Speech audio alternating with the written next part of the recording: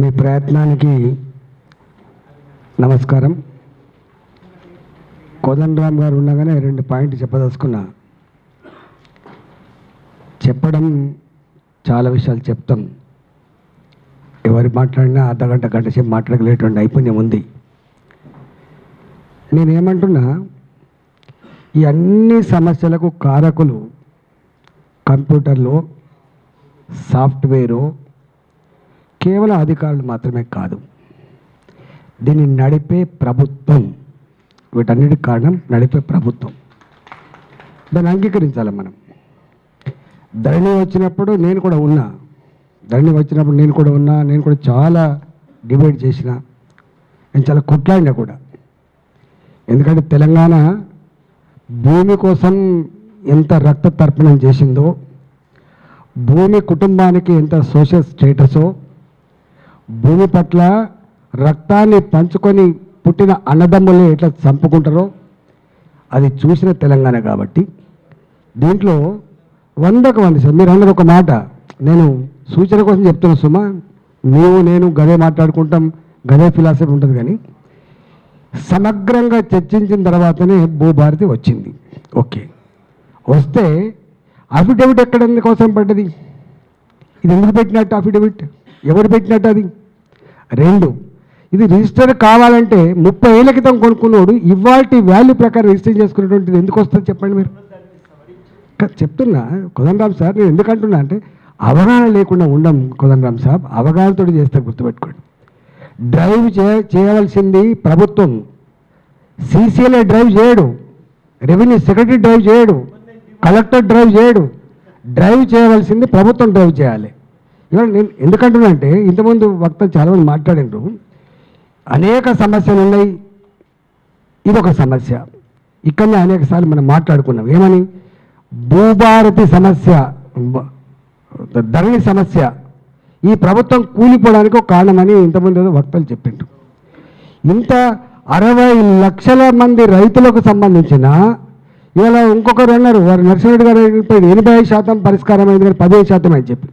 ఒక 80% నిజంగా పరిష్కారం అంటే మళ్ళీ భూభారతి వచ్చిన తర్వాత కూడా 70 లక్షల మంది దరఖాస్తు చేసుకునే పరిస్థితి ఎందుకు వచ్చిందో మనం ఆలోచన చేసుకోవాలి. అంటే ఎంత విఫలమైందో నేను విన్నాను. నేను అసెంబ్లీలో కూర్చొని అటు ఉన్నప్పుడు విన్నా. నేను ఏ రాష్ట్రంలో, ఏ దేశంలో భూ రికార్డ్స్ అవి గొప్పగా ఉంటాయో ఆ దేశ జీడిపి 2% పెరుగుతుందని చెప్తే నేను కూడా సంబరపడ్డా. కానీ జరగలే. పేన మీద చలి పొయ్యిలా పడ్డారు, తుంటెత్తేసి ముద్దెత్తుకున్నట్టు అయింది అనేటువంటి ఫీలింగ్ వస్తుంది కోదండరామ్ సార్. నేను మల్కాయిలో ఉంటే మీకు తెలుసు, నాకు నిత్యం ఇదే సమస్యలు వస్తాయి, దాన్ని అర్థం కాకనా? అర్థమైతే తప్పకుండా, అర్థం కాకుండా ఎందుకుంటుంది?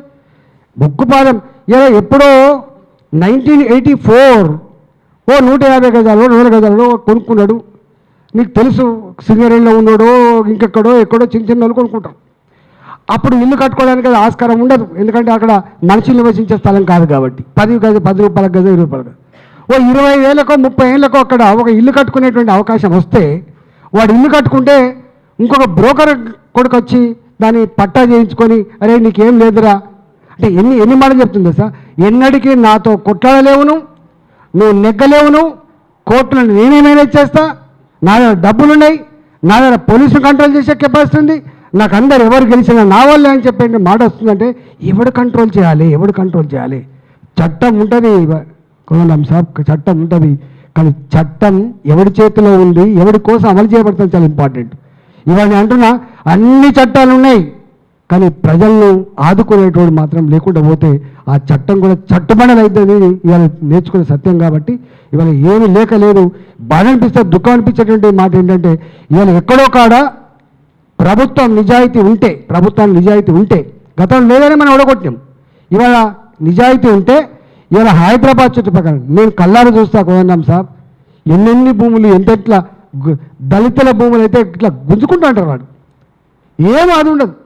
నువ్వు రోడ్ల మీద వాళ్ళ భూములే గుంజుకుంటావు, గవర్నమెంట్ కాలంలో వాళ్ళ భూములే గుంజుకుంటావు, డబుల్ బెడ్రూమ్ కట్టడంలో వాళ్ళ భూములే గుంజుకుంటావు. మీకు తెలిసి ఎలా నేను అడుగుతున్నా, భూమి సమస్య ఇంత గంభీరమైన సమస్యను అంగీకరించడం కదా, ఇంకా పక్కకున్న ఆంధ్రప్రదేశ్ ఏం చేసింది చెప్పండి, ఈ పక్కకున్న కర్ణాటక ఏం చేస్తుంది చెప్పండి.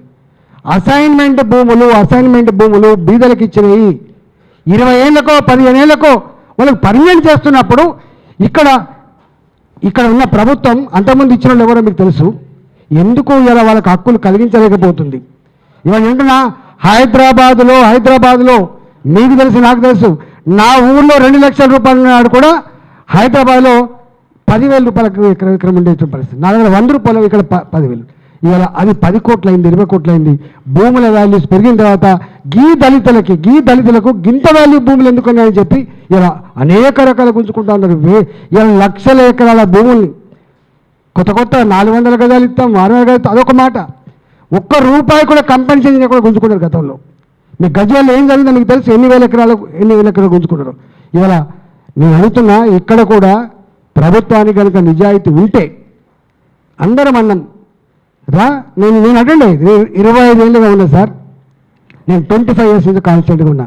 ప్రతి రెవెన్యూ సదస్సుకి గ్రామీణ ప్రాంతాల్లో పోయేది, అక్కడికక్కడ ఎట్లా పరిష్కారం అయ్యేది చూసినాం. ఇవాళ కరప్షన్ అంటున్నాం, అధికారం ఇంటలేరు అంటున్నాం. ఎవడు వినిపించాలి చెప్పండి మీరు? మా చేతిలో కలెక్టర్ లేరు, మా చేతిలో సీసీఎల్ లేడు, మా చేతిలో ఎంఆర్ఓ లేడు. చెప్పండి. మొత్తం ప్రభుత్వం ఇలా ఎన్నికలైనప్పుడు అందరం వచ్చి బ్రహ్మాండ ఉపన్యాసం ఇచ్చిపోతాం, ఇది చేస్తాం, అది చేస్తాం. ఏ కెపాసిటీ చేస్తావు? ఇలా ఎందుకు కంపెనీ తెలియదు, అది ఇంపార్టెంట్. అందుకని ఇవాళ ప్రయత్నం జరుగుతూ ఉంది. నేను ఆ లోతులోకి పోని ఎన్ని దరఖాస్తులు వచ్చినాయి, ఎన్ని లక్షల ఎకరాలు పోయింది, ఇవన్నీ దొరికిపోతున్నాయి. కానీ కన్నీళ్ళు పెడుతున్నాయి సార్. ఇవాళ నిజంగా చెప్తున్నా, ఒక్క రైతు కూడా ఇవాళ చాలా దిక్కులే చూస్తుంది. అంతకుముందు గింత దారుణ పరిస్థితి లేదు. ఇవాళ భూమి కొనుక్కున్నోడికి కూడా ఏమైద్దో అని చెప్పి భయం ఉన్నది, ఇల్లు కొనుక్కుంటోని కూడా ఏమైద్దో భయం ఉంది. 40 ఏళ్ళ కదా మీకు తెలుసు ఎల్బీనగర్ ఎప్పుడు సార్? ఎల్బీనగర్ ఎప్పుడు చెప్పండి? కొనుక్కున్న భూమి ఇలా దాన్ని తీసుకొచ్చి ఇది పొరం భోగి భూమి అని చెప్పి వేసి పడేసింది. వేస్తే వాళ్ళు పాపం పోయి మొరబెట్టుకుంటే, కాళ్ళు పట్టుకుంటే ఇచ్చిన జీవో 118 ఎందుకు ఇచ్చినా మీకు తెలుసు. ఇచ్చి ఏమిచ్చింది 118లో? వాళ్ళు కొనుక్కున్న వాళ్ళ భూమి ఇలా ప్రభుత్వం ఇచ్చిన పుక్కడ భూమి కనుక నువ్వు మారిస్తే పుక్కడ భూమిలో కట్టుకుని ఇల్లు అమ్ముకోగలరా సార్ చెప్పండి? అంటే ఎన్ని ఉన్నాయి ఇవన్నీ? అనేక దుర్మార్గాల కారణం ప్రభుత్వాలు తప్ప ఇంకోటి కాదు సుమా. కొట్లాటలు కాదు సుమా, ప్రజలు కాదు సుమా. ఇవాళ వాళ్ళకు రావాల బుద్ధి, వాళ్ళ మీద ఫైట్ చేయాల్సిన అక్కడ లేదు. తప్పకుండా చేస్తే తెలంగాణ ఎప్పుడు నీరబోయే తెలంగాణ కాదు, చేతులు కట్టుకునే తెలంగాణ కాదు. సందర్భం వచ్చినప్పుడు ఎప్పుడు ఐక్యం అవుతుంది, మళ్ళీ ముందుకు పోతుంది. అనేకం నేను చట్టసభలో పనిచేసినాడు, నాకు తెలుసు. చట్టం దేవుడు చేయడు, చట్టం ప్రభుత్వాలు చేస్తాయి. ప్రజలు ఎన్నుకున్న ప్రభుత్వాలు చేస్తాయి. ఆ చట్టాలు ప్రజల కోసం చేయబడతాయి, ప్రజల అవసరాల కోసం చేయబడతాయి, ప్రజల సమస్యల పరిష్కారం కోసం చేయబడతాయి తప్ప ప్రభుత్వాలు ప్రజల సమస్యలు జట్లం చేయడం కోసం ప్రభుత్వాలు ఏర్పడవు అని నేను నేర్చుకున్నా. కానీ వాళ్ళ ప్రభుత్వాలు ఏ చట్టాలు చేసినా అది చక్కగా చేస్తలేవు,